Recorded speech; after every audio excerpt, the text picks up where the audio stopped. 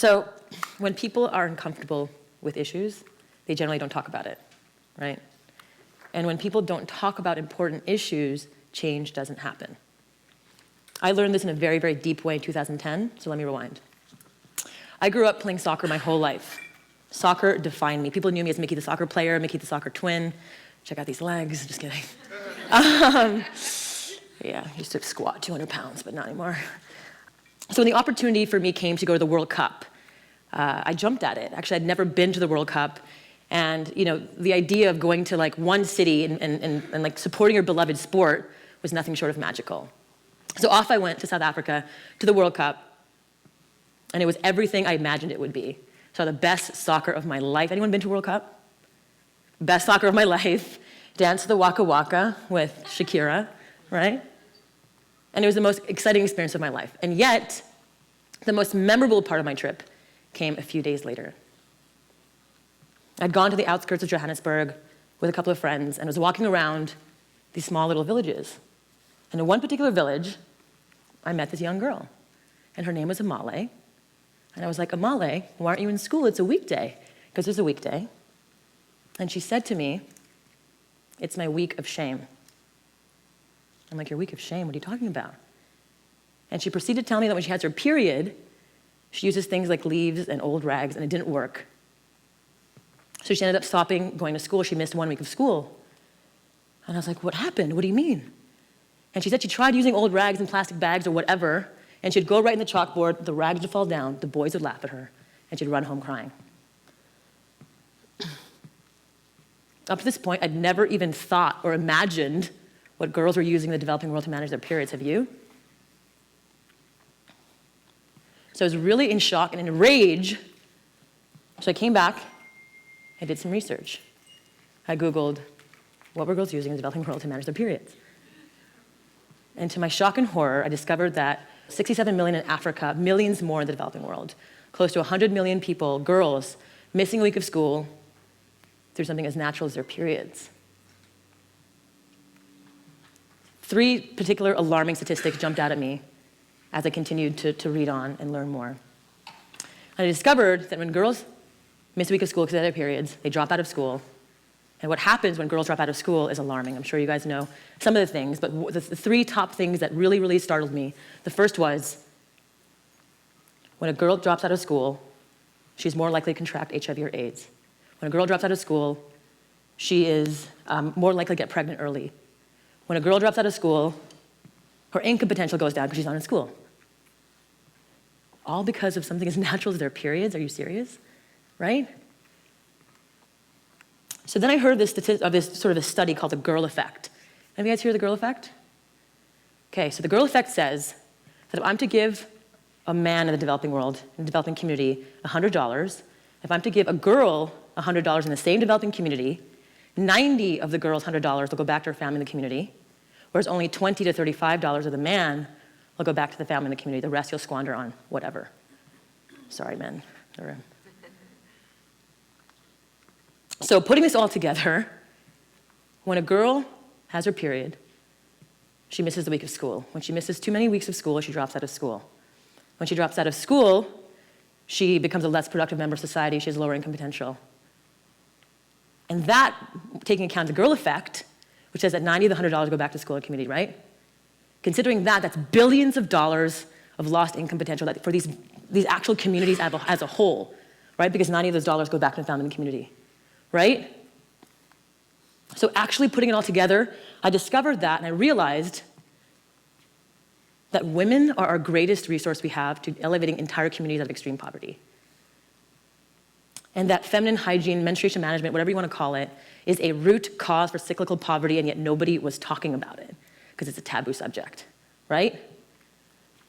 So I was like, I can't believe this. These are these major problems. I was like, okay, what are the solutions? What are people using to combat this? And I found a bunch of really great little organizations, and there was this one standout organization called AfriPads, based in Uganda, that produced washable, reusable cloth pads made with this fleece material. And I was like, okay, wow, simply by offering pads to girls, 2 major things happen. 1, they're more likely to graduate. 2, the early pregnancy actually decreases by many, many years. just by simply offering pads to girls. I mean, pretty incredible. So I was like, okay, wow, like here's a problem, here's a very clear solution. So then I was like, okay, let me talk to people. Like what I normally do when these things happen is I share it. I'm like, who can I talk to about this? And I started talking to my twin sister, Radha, about it, and my dear friend, Antonia. And as I was talking to them about the problems of a male, the solution of AfroPads, we actually started talking about our very own period problems very naturally. Antonia told the story of the time when she was wearing a white dress because she's a Kundalini yoga teacher. In the middle of teaching Kundalini, she started her period. And for the rest of the duration of the class, she had to finish teaching the class with a big red stain on her dress. Radha, my twin sister, reminded me of the time when we were defending our three-legged race championship final for Agrapalooza, which is my family barbecue. Our last name is Agrawal, so Agrapalooza. And this was like our 17th year championship final. And we were like, and we blew through the finish line first place. And my sister and I, still tethered together, ran to the bathroom so she can change out her bathing suit bottom. I told the story of the time when I was sitting in a boardroom and I was like, God, no, please, not now. 20 people in the room. And I was like, nope, oh, yep, it's here. I just shot out of my seat, ran out the door, leaving a stain on the chair.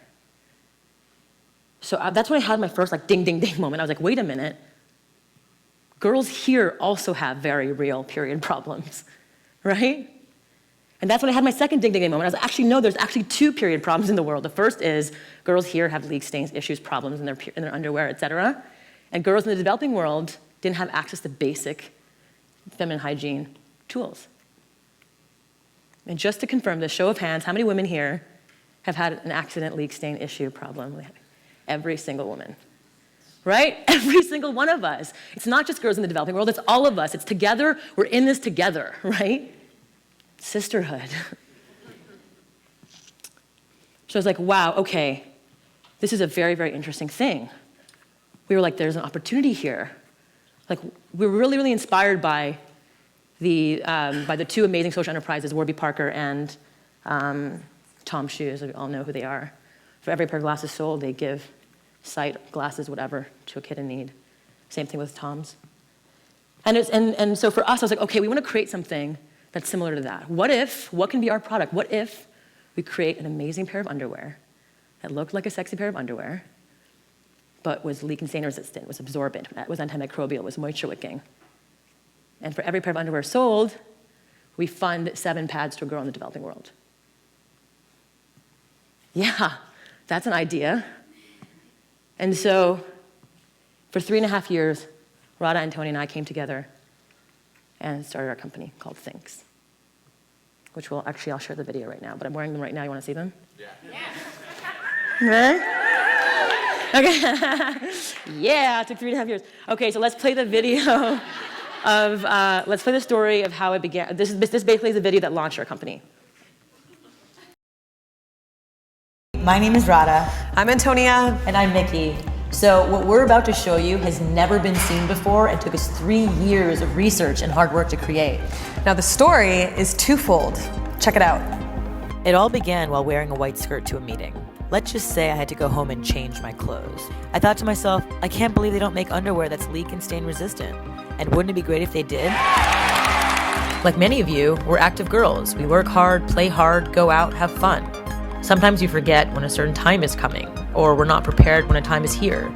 Instead of fun, it's embarrassing moments, anxiety, or ruined clothes. We looked to the marketplace for a solution and nothing existed. We realized that these retailers, or any of these underwear brands, don't think of you every day of the month, every month of the year. Instead, they give you underwear that is either way too flimsy and unsupportive, much too see-through to hold anything but your behind, or way too much coverage that it actually gets ridiculous. I mean, do they really expect us to wear this? Aren't we smarter than this by now? So we put our heads together, decided that it was time for a more thoughtful pair of underwear, a pair that thought of us and acted as backup even when we weren't thinking. We're calling it THINX. We spent almost 3 years creating a technologically advanced, leak and stain resistant pair of underwear, a pair that is comfortable, breathable, beautiful, and that keeps us safe every day of the year. We work with leading fabric creators to find the most advanced blends. Not only are the fabrics soft and durable, with quality construction, we also use new technologies to make the fabric antimicrobial and moisture wicking, keeping you protected and dry at all times. For lace, we went to a manufacturer who works with the top performing players in the women's underwear market, making the most comfortable and unique laces in the world. For design, we tirelessly worked on the best fit and style for whatever type of coverage and comfort you need at whatever stage of your life. Our first collection is cheeky, hip hucker, and shapewear comfy, and even a special edition pair. We're happy to say that this underwear is now ready for you, and women are loving it. But the story doesn't end here. We love to travel, went to India, went to Africa, met a young girl named Amale on a weekday. Asked her, why aren't you in school? She said, it's my week of shame. We found out that she misses almost 1 week of school every single month, simply because she doesn't have the right resources. She uses things she couldn't find, like sticks, leaves, mud, dirty rags. We found out that more than 67 million women and girls in Africa alone face the same problem. Millions more around the world drop out because they get so far behind. To help girls like Amale, we partner with AfroPads, an organization based in Uganda that makes washable, reusable cloth pads at an affordable price. For every pair of underwear you buy, 7 reusable cloth pads will be produced for one woman, giving her the supplies she needs. And rather than giving them away, we are helping this movement grow, creating jobs for local women who make these pads, which helps women work and girls attend school, giving them a chance to be successful, elevating their life and their community. So come be part of this story. Give yourself the most thoughtful pair of underwear that not only thinks of you, but for women and girls around the world. This is where you come in. We've got production all set up. We've chosen incredible laces or fabrics, and all of our designs are ready to be cut and sewn. I mean, these underwear are beautiful. Let's check it out. I mean, I literally pick these underwear out of every single pair I have in my drawer. I know, they're so comfortable, and I feel so safe. You can't even tell that you're wearing them. And they have a control top pair as well, which is awesome. Yeah. We're changing the way people think about underwear. So give yourself, your girlfriend, your wife, friend, your best friend, your coworker, the most thoughtful pair of underwear that thinks about you every day of the month and every month of the year. Thank you so much. Thank you. Yay. Yeah, super exciting. Only took many, many years to make it happen. Who knew a pair of underwear was like so hard to make? Okay, well, so I normally have people tweet out. If you care to tweet out something to the Ellen Show, this would be the time to do it. Which we're trying to get every time I go speak, I try to get people in the room to try to tweet to Ellen with me. So if you care to, please tweet to Ellen. Millions of girls around the world still drop out of school because of their periods. Solve this what she thinks. Okay, thanks. Okay, do cool shit. Anybody here read the book? Not yet? Okay, good, excellent. Well, first of all, any questions, and then we can get to this? Yeah, yes. So are these distributed through major retailers yet? Or No, just online. We want to be able to control our story. So it's really hard to be on a shelf with 50,000 other pairs of underwear and and you're now counting on a salesperson to tell your story. It's a very hard, hard thing where you're like trying to tell the story. People are like, oh, this is underwear for girls in Africa. And you're like, that's what, we play the game of telephone and that's how it ends up being, which is absolutely not it. So, we're gonna launch potentially with a couple of retailers as like a promotional event, hopefully Lululemon, and then with, like one high-end maternity store, called Pea in the Pod. You guys know, like a really high maternity store, so that women, when they're pregnant, when they're post-pregnant, they all have incontinence, and actually this really helps incontinence as well, as it turned out. It wasn't the intention, but 1 in 3 women above the age of 35 suffer from incontinence. So there's a huge opportunity to really sort of, attract a new market from that as well. Okay, so do cool shit. I wrote the book Do Cool Shit. It came out actually last August. And I wrote it because, who here is interested in starting a business or has a business or is growing a business? Okay, great. So when I was sort of thinking of entrepreneurship, I couldn't find a book that both told me sort of a great story that also had tangible takeaways. So you read great books like Richard Branson's Losing My Virginity, which is an amazing book, but he didn't tell you exactly what he said in his first meeting to raise his first $100,000, right? Don't you want to know exactly what he said so you can do potentially something similar? Right? Or there was amazing, how-to business books that existed, but after page 3, you were like, eyes crossed, and you're like, oh my God, too many charts, I can't, right? So the idea was like, can you take great storytelling and marry it with tangible, granular takeaways that teaches you everything about how to raise money, how to get press, how to eliminate negative relationships in your life, how to build your tribe, how to stay fit when you're really busy, etc. So I really wrote the book as an experiment to see if people were interested and can read a story sort of fast and also get real sort of tangible takeaways. And so far, it's been a really, really interesting, experience watching people sort of launch, grow, eliminate people from their lives, which we'll talk about in a second, to create room for inspiring ones. So really the book was meant to kind of teach you how to go from step 0 to step 1 in business and life. So, that's my twin sister and I reading the book on the subway. Okay, so what are 5 things I wish I knew when I was first starting out? Okay, the first is, I don't know if you've heard this, but you're as good and the average of the 5 closest friends you keep. When I was building my business, I was 25 years old, 24, raising money, 25 when I really started. And it was like to have friends who like doubted you, who were like, why are you quitting your job in investment banking? Why are you doing something that potentially could fail? 95% of restaurants close and fail their first year. That's what I was getting constantly. So I was like, okay, I have to notice how I feel after I leave my friends. Do I feel like running home and writing things down and getting really inspired? Do I feel totally supported? Or do I feel like kind of like, I call it depleted, where you're kind of tired, you got drunk, talking shit about other people, whatever, and you're like, ugh, this is what I hung out with my friend doing. Totally wasted my time. I've known this person for 17 years, but totally wasted my time. So 2 things that, that really sort of stuck to me for finding friends. The first was, do they inspire me to be the best version of myself? Think of my friend sitting right here, Taylor, Hunter. Brilliant people, inspires me to be the best version of myself. Inspires me to drive to get to my next goal. And do they support me? Both Hunter and Taylor have cleaned my apartment many times, and they put a big bow, and it's just like, do they support me to be the best version of myself? They both inspire me and support me. Such an important distinction. They might be inspiring, but they're totally selfish. They might be supportive, but they're totally boring and uninspiring. So finding friendships that are both inspiring and supportive, very, very important thing to take note of that. And if you don't have anyone, because my twin sister and I, luckily we had each other, when we were 25, we pretty much started with 1 friend over. We're like, wait, these people, I'm sick of getting wasted on weekends and just whatever, just wasting my whole weekend talking shit about people. It's not fun.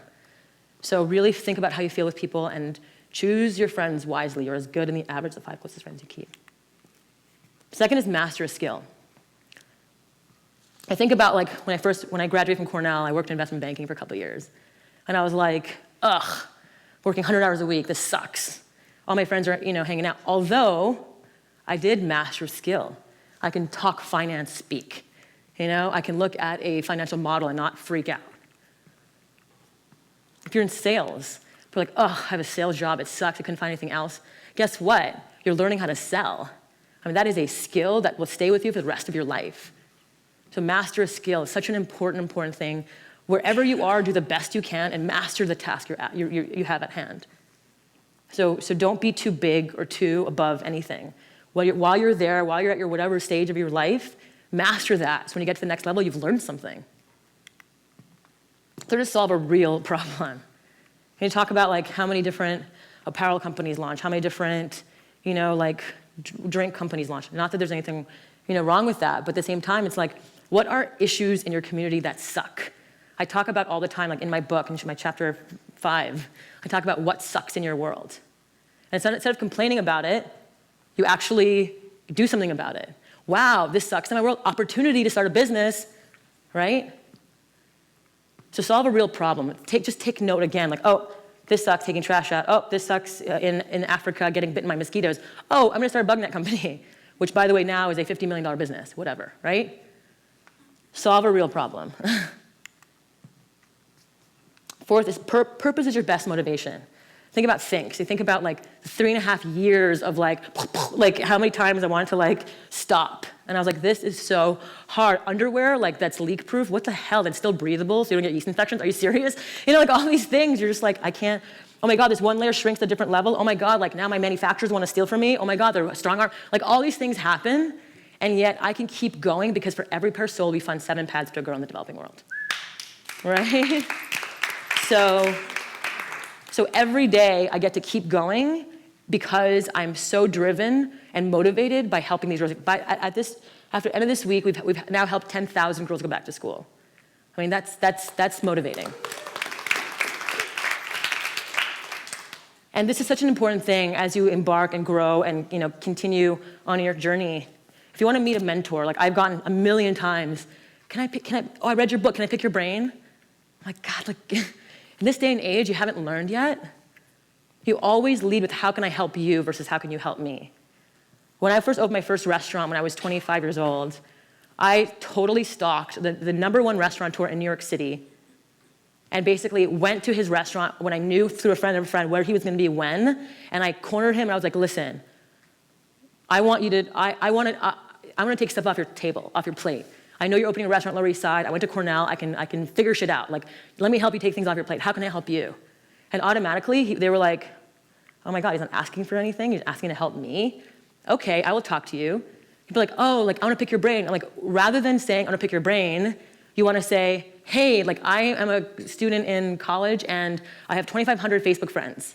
I would love to introduce you and your business to my following and just, and anything I can do to help spread your word, I would love to help you. Even if I know they're a student, I'm like, okay, they're offering something to me. It's human nature to want to help back. So if you lead with how can I help you, doors will open, guaranteed. I added one last thing, which is leaders don't talk shit. Face people in your face, your own fears. It's so easy to be in a group of, I have a small team of 8 people. Taylor has a team of how many? 14. We are building our businesses, and yet you create a culture where you're like, we don't talk shit about people, we face them. Things spread. It's so easy to be like, ugh, this person's not working hard. I'm working my ass off, and yet this person isn't doing what I feel like I'm doing. Rather, if you face them, you're like, hey, like, this is how I feel. A, they will respect you, and B, you'll become a leader. It's important to vent. It's important to have friends to vent to. I do vent to my best friend sometimes. However, when it comes to internally, it's very, very easy to like you and like these 3 people to talk shit about someone else. It just creates a bad culture. So face people. And then this is just, one of my favorite things that I see all the time, which I'm sure you guys have seen. Great people talk about ideas, average people talk about things, small people talk about other people. So be great. Thank you.